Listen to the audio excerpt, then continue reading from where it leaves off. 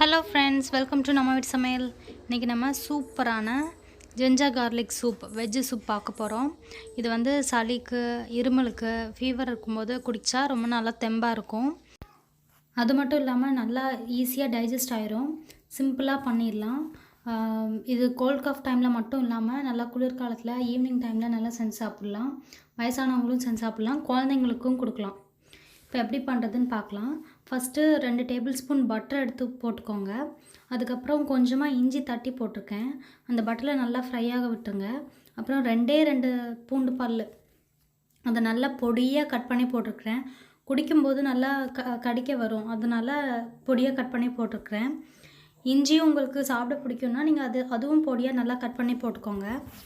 இந்த இஞ்சியும் கார்லிக்கும் நல்லா ஃப்ரை ஆனதுக்கப்புறம் நான் வந்து கேரட்டும் பீன்ஸும் போட்டிருக்கேன். இந்த வெஜிடபிள் தவிர வேறு எதுவுமே போட தேவையில்லை. வேறு எதுவும் போட்டால் உங்களுக்கு டைஜஷன் எப்படி இருக்குன்னு சொல்ல முடியாது. அதனால் இது 2 மட்டும்தான் நான் யூஸ் பண்ணியிருக்கிறேன். இதுக்கப்புறம் வந்து இது நல்லா ஃப்ரை பண்ணிடுங்க.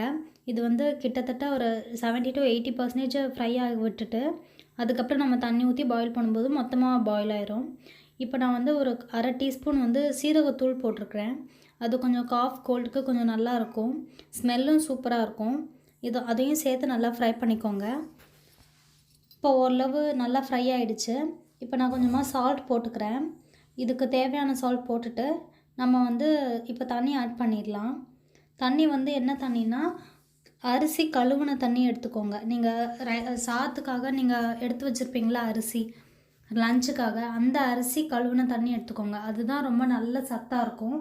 ஒருவேளை நீங்கள் வந்து ஈவினிங் டைமில் பண்ணுறீங்க, இல்லைனா காலையிலேயே பண்ணிடுறீங்கன்னா நீங்கள் நார்மல் தண்ணியை ஊற்றிக்கலாம். நல்லா சத்தாக இருக்கணும் அப்படின்னு நினைக்கிறவங்க அரிசி கழுவின தண்ணியை எடுத்துக்கோங்க. இந்த கேரட்டும் பீன்ஸும் சூப்பராக ஃப்ரை பண்ணியாச்சு. இப்போ வந்து தண்ணி ஊற்றிடலாம். நான் இந்த அரிசி கழுவின தண்ணி வந்து ஒரு 1 லிட்டர் வரைக்கும் எடுத்துருக்கிறேன். உங்களுக்கு இவ்வளோ தண்ணி வரலன்னா நார்மல் வாட்டர் கூட கலந்து எடுத்துக்கலாம், ஒன்றும் பிரச்சனை இல்லை. இப்போ அந்த தண்ணியை நல்லா போட்டுட்டு நல்லா பாயிலிங் டெம்பரேச்சருக்கு வர வச்சுருங்க. நல்லா ஒரு கொதி வரட்டும்.